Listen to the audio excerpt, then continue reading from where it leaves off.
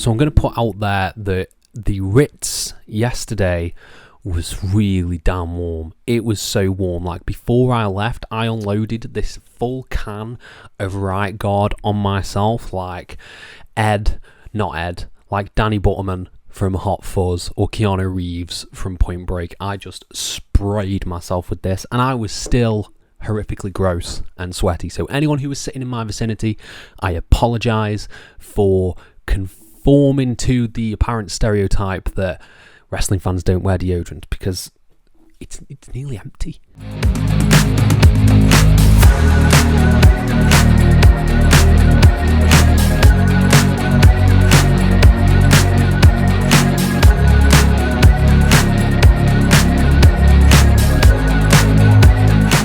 Hello and welcome to FTTR. I am Hugh McQuaid, and today we are talking about Progress Wrestling Chapter 181, Far From Ordinary People. That is right, the show that aired last night on Triller, but I was fortunate enough to be in attendance for the show in Manchester at the Ritz, and this was a stacked old card. Shotzi Blackheart versus Nina Samuels, Kanji versus Lana Austin, a cracker of a main event, Luke Jacobs and Cara Noir, number 2 in this saga that they are having.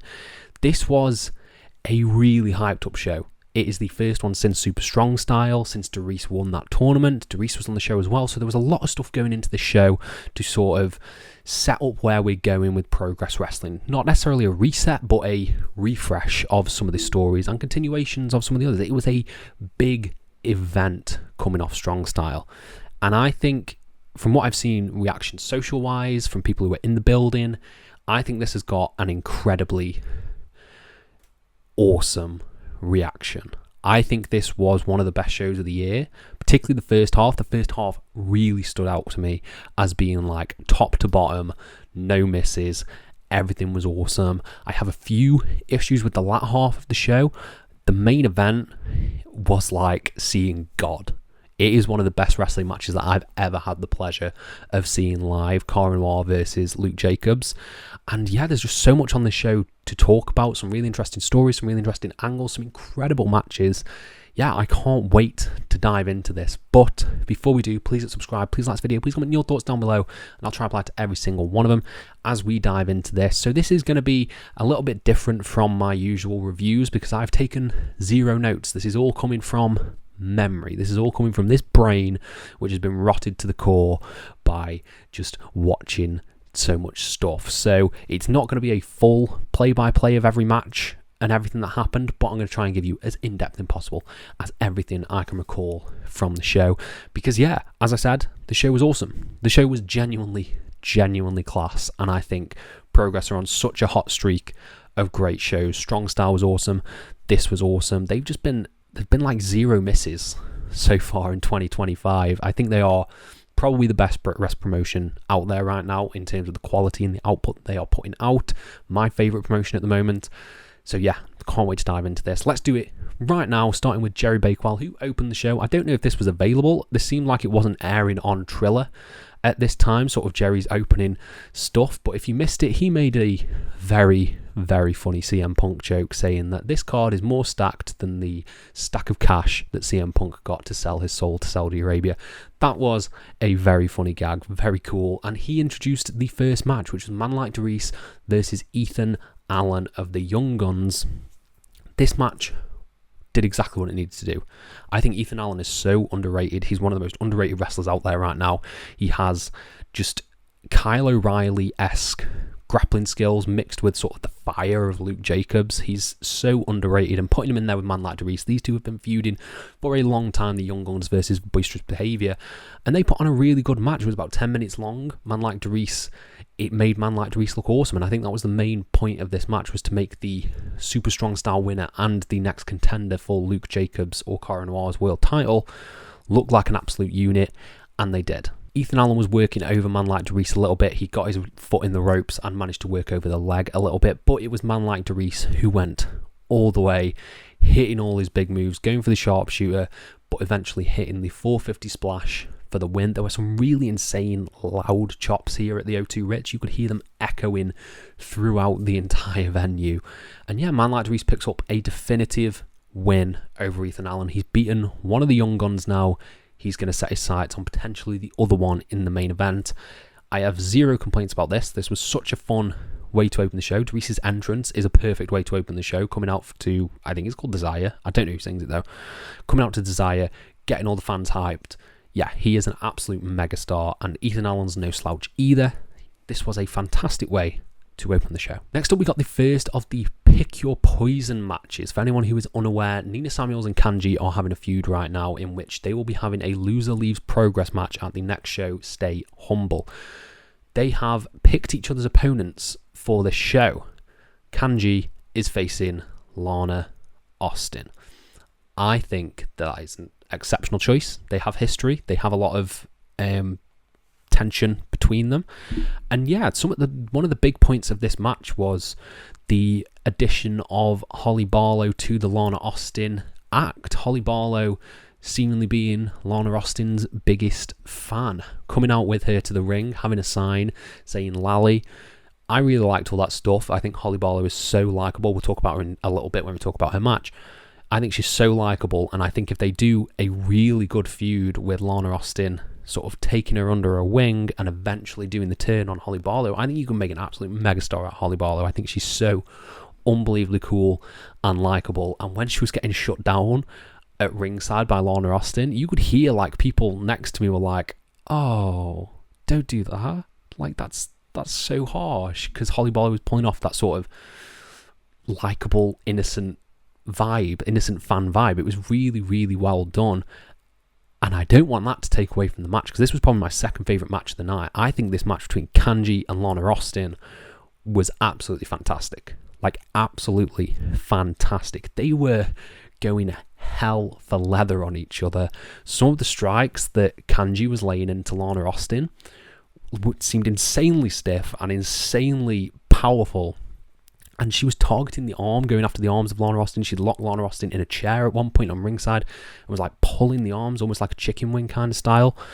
She was being brutal. This was a fired up, angry Kanji going after Lana Austin. And Lana Austin coming back, the ending sequence where Lana Austin hit this headbutt on Kanji in the middle of the ring, and just the entire crowd just started chanting, "This is awesome," and "This is progress," because it was so well done. Like, such a wonderfully paced match as well, with the character stuff of Lana Austin on the outside, with Holly Barlow.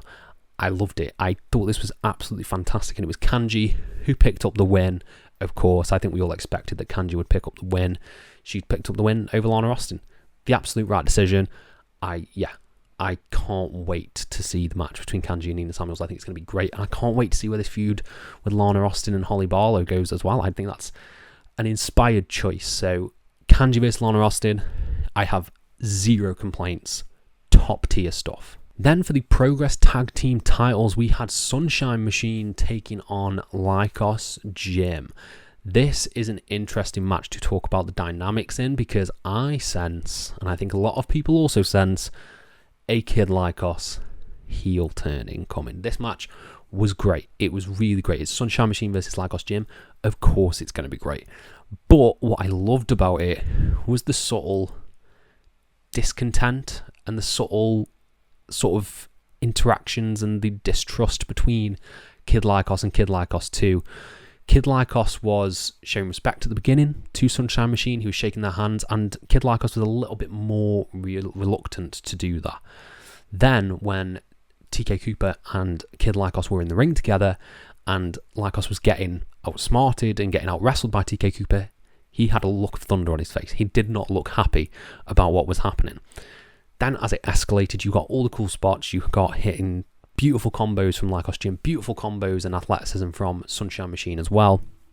You eventually got Kid Lycos winning the titles for Lycos Gym. But the way it was done wasn't necessarily underhanded, because he didn't do anything illegal. He just ran in and blindsided Chuck Mambo, hit him with a running knee, while Lycos 2 was on the outside. But there was sort of a bit of distrust when they won the belts, and Kid Lycos is celebrating like he's just won the world title. He basically has won tag time titles. But Lycos 2 is a little bit more downplaying it and a little bit more internalizing what's just happened. He seems to be under the impression that maybe Lycos has cheated to win. So I do think that this will build to a potential breakup of Lycos Gym. I think that will be absolutely devastating if it does happen, because they've been around for so unbelievably long. I loved it. I thought this was a great tag team title match. Absolutely fantastic stuff. And I like Sunshine Machine, but I think the interesting story is there with Lycos Gym. I think this is the right call. I'm not sure what you do with Sunshine Machine. I think maybe you could push one of the guys into the world title scene or the Atlas Championship scene. I think TK Cooper in the Atlas title division would be really cool. Him versus Axel Tischer. That'd be really cool. And maybe Chuck Mambo goes for the Proteus title as well. I think he'd be an interesting element down there as well. So I think there's a lot of stuff you can do with Sunshine Machine still in progress. But yeah, maybe we'll get a rematch as well down the line. I think it's great. Great storytelling. Great wrestling. No complaints. Next up, we got the second Pick Your Poison match, capping off the first half of the show. Now, I do want to say, first off, I'm going to give a little bit of a negative before I dive into this match, because I think it happened here. I can't remember where it happened. The whole Proteus title thing with Paul Waterhauser, he's injured. He can't defend it. He says he is going to be at the show in August to defend his Proteus title because he's got cracked ribs. The way this was done with a video message and then just kind of Paul Waterhauser promoting Naked Gun and then just showing a Naked Gun trailer, I didn't like that. It didn't sit too well with me. It felt a little bit corporate and a bit like, I don't know, just kind of, it didn't feel like natural. It didn't feel natural. It felt like it was there to promote Naked Gun. I'm going to be honest, I've not been a big fan of the decision to put the belt on Paul Waterhauser. I'm not sure if that was the right decision to make. Granted, he's injured. He probably would have done more dates if that was the case, but I think him winning the Proteus title has kind of hurt the division a little bit, so I'm not necessarily a fan of it, unfortunately. I don't know if people got that on the trailer feed, but we got it in the live building.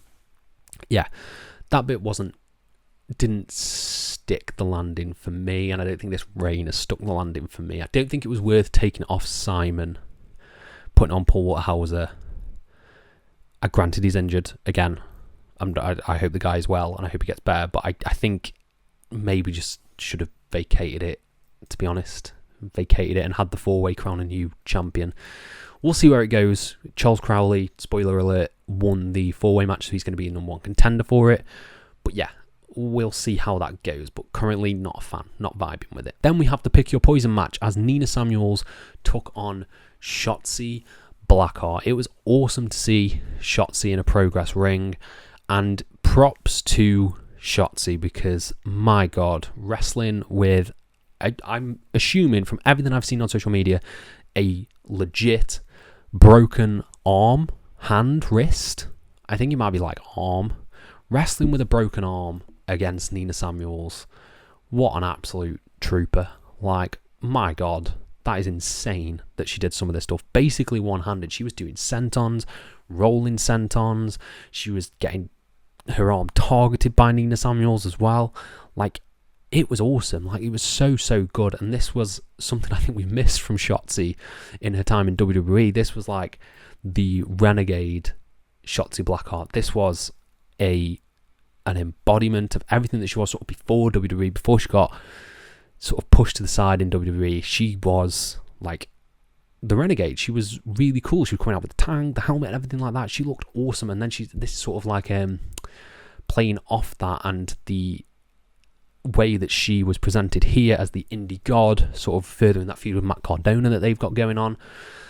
Yeah, I love this match. I thought it was so good. It wasn't like the crispest match I've ever seen, but then again, she's wrestling with a broken arm.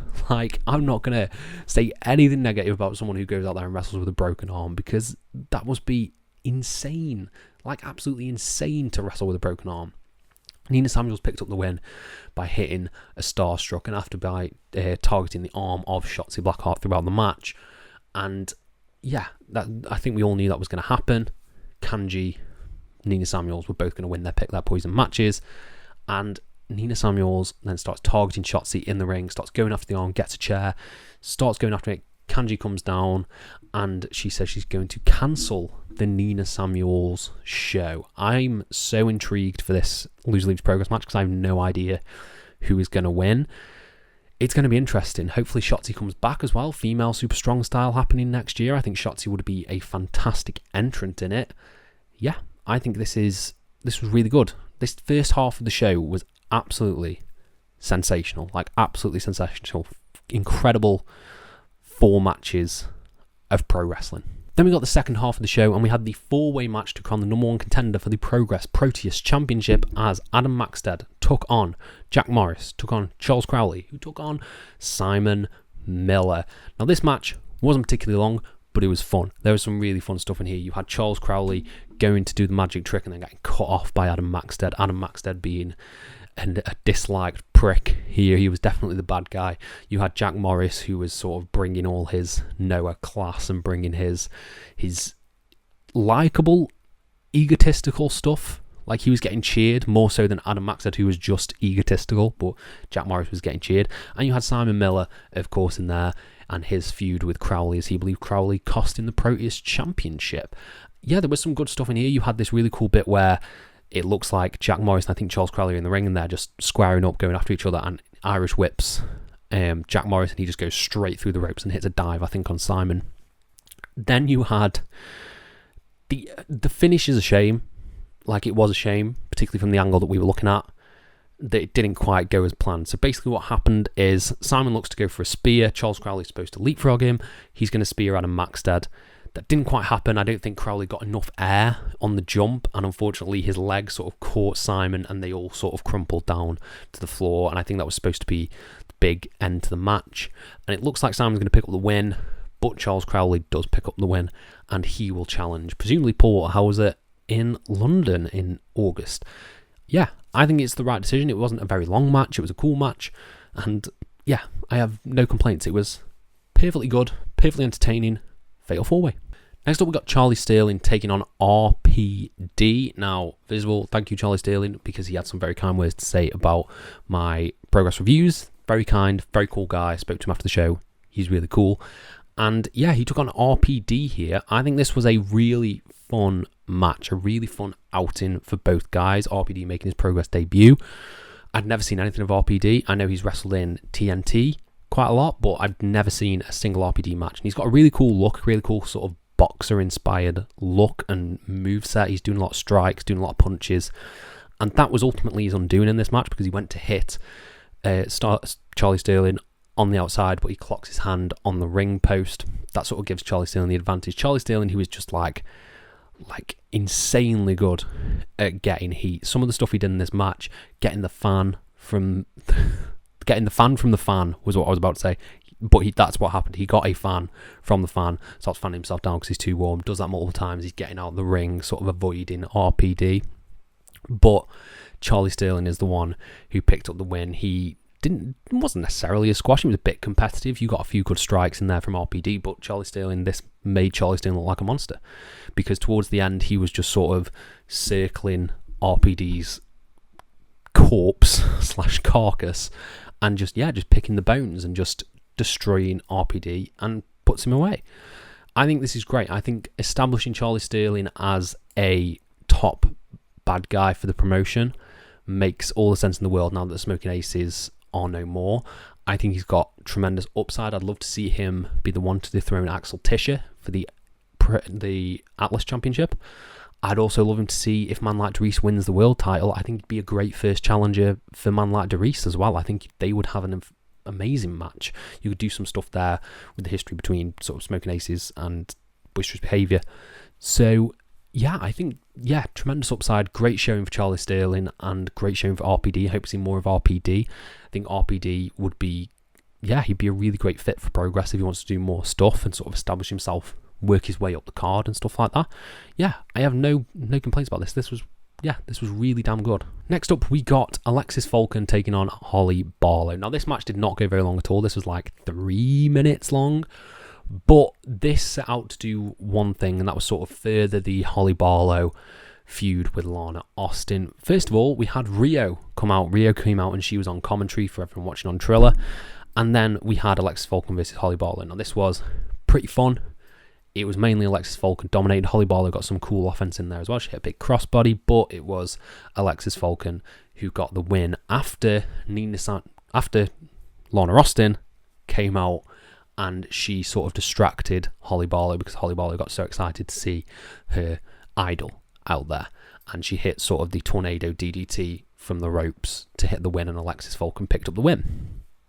Then the ending I would have liked to have seen, I don't know, something a little bit more, with a little bit more progression. Like, I love everyone who's involved in this, but it was sort of like, it looks like Lorna Austin's coming down, then Alexis Falcon sort of stands tall, but then Rio also looks like she's going to come down, and then they were sort of like, oh no, we're both good. It looked like there was supposed to be like a bigger beatdown or something, and Rio was supposed to make the save. I'm not quite sure where we're going with Rio. I'm not sure who she's going to be facing. Maybe Alexis Falcon. But the angle was a little bit messy. But I love everyone involved. I love Alexis Falcon. I love Rio. I love Lorna Austin. And I love Holly Barlow. I think that is a great mix. I think a tag team match, Holly Barlow and Lorna Austin versus Alexis Falcon and Rio, that could be really good if you're leaning to Lorna Austin versus Rio potentially. I think you could do some really interesting stuff with the Holly Barlow, Lorna Austin stuff. I think it's probably one of the strongest sort of, potential. The potential of this story is amazing. So I'm really, really here for it because, yeah, big Holly Barlow, big Lorna Austin fan. And I want to see Rio versus Alexis Falcon as well. I think that could be awesome. So there's a few directions coming out of here, but I think the angle itself was executed just a little bit clumsily and a little bit messy. But I'm excited to see where we go from here. And then we got the main event. Luke Jacobs versus Cara Noir for the Progress World Championship.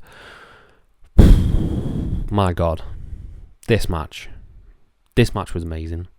We knew it was going to be amazing. We've seen the first one. We knew it was going to be amazing. And I think there is... People don't give enough credit to Cara Noir and the way that he structures matches. Because the way that this match was structured and the way that it riffed off the previous match was just mind-blowing to me. The fact that this is like a brilliant 2-act play. You had the first act, which was the first match, and then you had the follow-up, which was this. I think they told such a great story in that first match that was then followed up here of Luke gaining his confidence against Cara Noir, who basically left him laying in the first one. This was him finding himself, realising himself, and realising what he has to do to put away Cara Noir, like, definitively. I think they told such a fantastic story in these two matches that I dare say which one I prefer, because I think it's such a hard thing to do. They are one and the same. It's like one long match, essentially. It's one long story, and I just... yeah, my mind was blown. I love it so much. Some of the amazing stuff that happened in here. You had Luke cracking his hand against the ring post. You had Cara Noir not staying down, getting strikes from Luke Jacobs, clotheslines, not staying down. There's no other way to put it. It was not staying down. You had him unloading everything on Luke, hitting the Swan Woo, hitting the Rude Awakening, hitting the Madam Guillotine, and still not being able to put away, hitting a package pile driver for a kick out of one, which may have been the loudest reaction of the entire show. My God, that was amazing. And then Luke just not being able to put away Cara either, hitting his clotheslines, hitting his slams, his just strikes. He was rattled. He was a bit rattled, but he found himself in the end. And that is when you can tell something. You can tell. I love that Cara does this in his matches, because he did it with the Spike Trivet match as well in the steel cage. When he does the bow, and he knows he can't win, and that's his sign of respect, but he's going to go out fighting. And he did go out fighting, because Luke took him down. I think he hit a clothesline, I'm pretty sure. Hit a clothesline, kick out at 2. Sleeper hold from Luke Jacobs, and Cara Noir taps. A definitive end. I don't think we're going to get a third one out of this. I think this was a perfect 2-act story, and I have just nothing but praise for it. It is fantastic. This is a match that you need to go out of your way to see. These two matches, the first one at Super Strong Style, and this one, matches of the year contenders. Absolutely fantastic. I was so grateful to be there live, because it was just, in that atmosphere was insane. And there were awesome things as well, like a brutal powerbomb from, I think it was Cara to Luke on Cara's knee, was also awesome. There were so many cool spots and innovative spots in here where they were just escalating and trying to do escalating to the point where they just needed to knock the other person out. I think that this is, match of the year contender. I don't know if I prefer it to the first one. Like I said, perfect 2-act structure. No complaints. Go out of your way to see this one. Go out of your way to watch more Luke Jacobs and Cara Noir matches, because this match blew the roof off the place. Absolutely sensational. And that wraps up the show. I do think that this was a brilliant show. This was absolutely brilliant show. Being there live was fantastic. I did have, a few issues. Like, I think that the Alexis Falcon and Holly Barlow match wasn't necessarily perfection, but in terms of value for money for pro wrestling, I think that Progress is knocking it out the park. I think their match quality and their stories are just really hitting on all cylinders in 2025. I think Luke versus Cara is a match that you need to go out your way to see. I completely forgot as well, because I've been doing this off-cage match because I didn't take note. We got man like Darius coming out after the match, and Luke Jacobs calling him a cheap pop. Darius getting people to believe. I think Darius is going to be the one who dethrones Luke Jacobs for the Progress title, probably on all Forbidden Door weekend. So that'll be cool to see. Yeah, just amazing. Amazing show.